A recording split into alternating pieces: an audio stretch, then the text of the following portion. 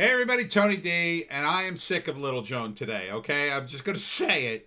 She is wound up. I gotta take her for WALK, and I don't wanna say it and have her come running in here and start barking, but boy, is she wound up today. I'm gonna have to take her out and give her a hardcore WALK. Cause jeez, I I tried to do a video and she just drove me nuts. She drove me absolutely out of my mind. Then I took her out back, and the neighbors have dogs. Well, they got right to the fence. Chaos. Chaos here. This is my life. Anyhow, in South Jersey, in other parts of South Jersey, 714 beer virus cases, 3 deaths. Rate of transmission declines for 6th day, 1.17. So, whoop-de-doo, Tarantula Town. Um, again, it's Sunday, so as we all know, the virus and government workers take off. So this could be higher. Um, and now they're pushing again, higher rates in southern counties. And it's like, dude, can we just go back to work? Can you just open things up? Nothing you've done has really done much of anything. Okay? And here's some proof. Good doctors Fauci and Birx endorsed New Jersey with limits. So at least they're endorsing what's going on here with limits. But really? I mean, how do you control the spread of this virus? You have contact tracers where almost 50% of the people you call don't even answer the phone. So how are you controlling this? How are you tracing anything? If half the people don't even answer the phone when you call them, they don't know. They don't know what that call was. That's why they don't answer. The contact tracers are useless. If you've got a guy who may be potentially infected, let's say 12 people, and you can only get 6 on the phone, you've got 6 people infected potentially that they have no idea. They have no idea. 2-week incubation period, they infected tons more other people, if they're infected at all. This doesn't make any sense. We have literally thousands of medical professionals signing a petition saying that you need more pointed protection for the vulnerable, the elderly, the sick. They need the protection. Everybody else needs to go back to their lives. They need to go back to their lives. The stress, the economic devastation, that is now going to cause more deaths indirectly than the virus ever could. Okay? And if not deaths, then certainly they will ruin lives. Okay? There are people out there, they were barely hanging on. This pushed them right over the edge. I mean, imagine right before the virus, you're struggling and struggling and struggling, and finally you get a job. And then 2 weeks in, the virus hits, and you got to go home. And then the local businesses, the business collapses. You're now struggling again after months of looking for a job. I mean, it's devastating. And now where are you going to find a job in New Jersey? It's tough. Murphy's not helping. As always, the Democrats are classic. I mean, they we help people, we help people, we help people. Yeah, kinda. You help people. If you're on the bottom rung, yeah, the Democrats are great. They hand you money all day long. But if you're not on the bottom rung, you're screwed. Because you don't you're not poor enough to qualify for the money, and you're still getting hit with taxes and permits and businesses. It's no wonder people are fleeing Democratic states. If you want to help people, help them create business. Give them opportunity by cutting all the red tape and saying, start a business. Whatever you want to do, knock yourself out, just don't hurt anybody. Simple. This isn't the 1920s.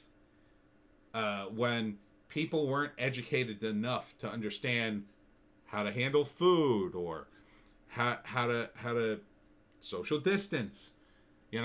This is 2020. The internet literally has all of human information at your fingertips, right on your phone. You get jammed up, boom, you go right to your phone, right? You got a question, is this a Tom Petty song? Boom, right to your phone. Can dogs eat grapes? Boom, right to your phone. No, by the way, they shouldn't eat grapes. Don't feed your dog grapes. So we have to have laws and permits and all these things that comport to modern society. These guys are still living in the early 60s. Open things up, for God's sakes. And here's an opinion piece, which sounds like something I would agree with. New Jersey public unions are enablers of central command economy. Government employee unions are an economic army devoted to destroying business and industry, unless the business is dependent on government spending. Here in New Jersey, the unemployment rate is 10.9%. Because of beer virus safety restrictions, we're living under a central command economy where the government decides who can be open for business and how they can open their business. This is on NewJersey.com, by the way. Kudos for you to publish other opinions. I have to give you credit.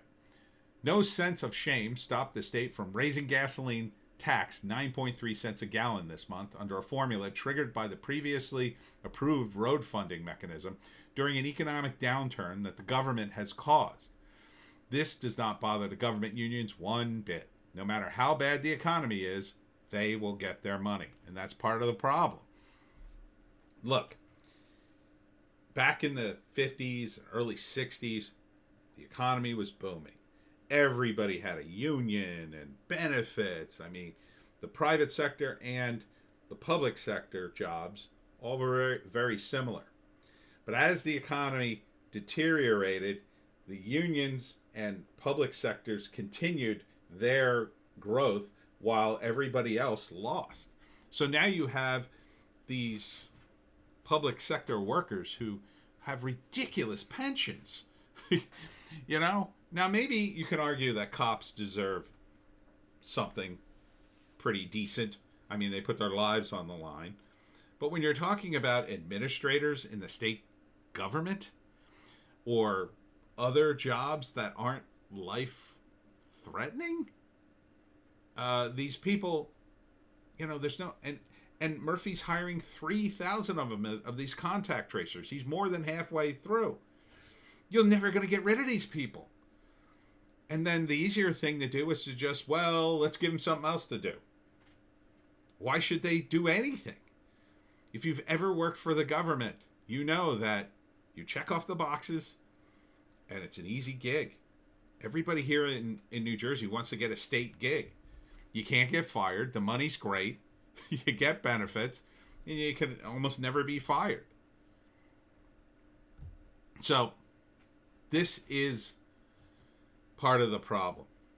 And like the Roman Empire, during the Roman Empire, the state did more and more and more until private industry couldn't do anything. Why do it privately when the public industry would do it for you for nothing? While the Roman government could do it. So, eventually you had centurions building everything and opening businesses. And if you weren't in the government, you couldn't survive. You couldn't compete. This is what's happening on a smaller scale in New Jersey.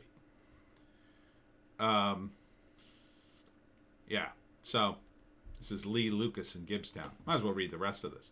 The government and the media incited the masses with the fear of beer virus. I think the danger is being exaggerated for political purposes. Agreed. Through media propaganda and the promise of more compensation from taxpayers, they can get the masses to go along with this. It has made the state government powerful. Agreed. Both the state and federal governments are racking up a lot of debt. I believe this is immoral. This money must be paid back by the taxpayers. Yeah, I don't think they'll ever pay it back, quite frankly. I think you're going to see New Jersey and other states like this default. And I think the United States will eventually default on its loans. Got too much debt, can't pay it, default. If we go to war with China, well, now we don't owe you nothing.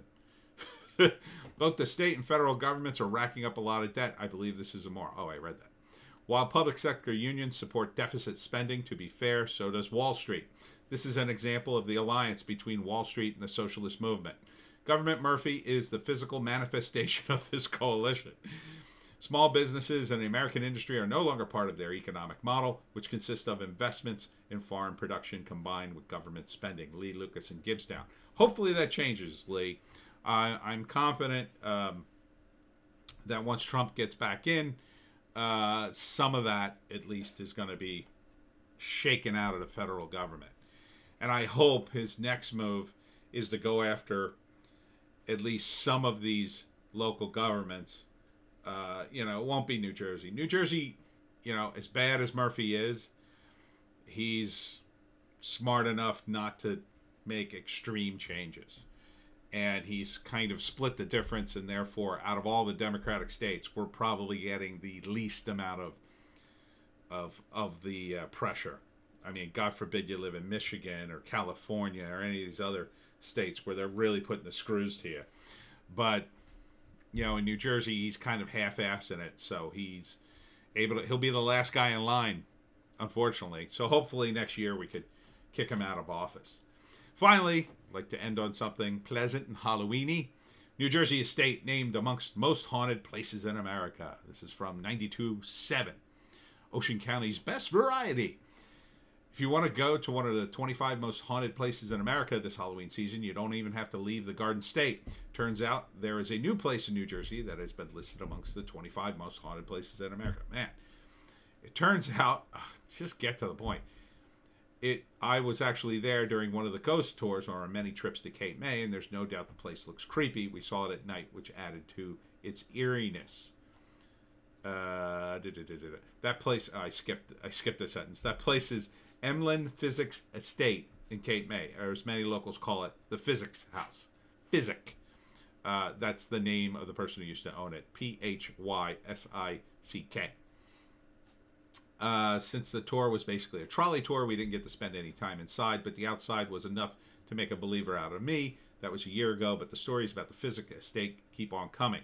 There are reports over the years of paranormal sightings of visitors for past decades being spotted more than once, according to Country Living. And those are certainly not the only stories. According to SouthJersey.com, workers there always have the feeling they're never alone, and there are stories of long-departed Aunt Emily still being around the house and still being aware of everything going on in the house. She reportedly has a, quote, great energy and vibrant smile. The estate was even featured a few years back on the show Haunted Towns on Destination America. Maybe you believe, maybe you don't, but one thing is for sure, there's no shortage of haunted places and haunted stories in New Jersey to cover the whole Halloween season. So, if you get a chance to go down to Cape May, take the tour, and make sure you stop by the Physick Estate in Cape May. And there's lots of stuff to do in Cape May, actually. It's a pretty nice town. It's a good one-day trip. It's not like cheesy boardwalk stuff. It's more shops. But restaurants are really good. They got a playhouse and, bed and breakfast. It's a good overnight thing, too. One-day overnight thing. And they got a beach for the summer. But that's it, Pineys. As you can see, Joan continues to be the bane of my existence. So let me go walk this dog, and I will see you next time.